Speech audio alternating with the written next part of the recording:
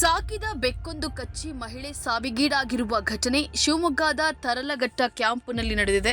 ಬೆಕ್ಕು ಕಚ್ಚಿದ್ದಕ್ಕೆ ಗಂಗೀಬಾಯಿ ಎಂಬುವರು ಮೃತಪಟ್ಟಿದ್ದಾರೆ. ಕಳೆದ 2 ತಿಂಗಳ ಹಿಂದೆ ಬೆಕ್ಕು ಮಹಿಳೆಯ ಕಾಲಿಗೆ ಕಚ್ಚಿತ್ತು. ಬಳಿಕ 5 ಇಂಜೆಕ್ಷನ್ ಅನ್ನು ತೆಗೆದುಕೊಳ್ಳಬೇಕಾಗಿತ್ತು.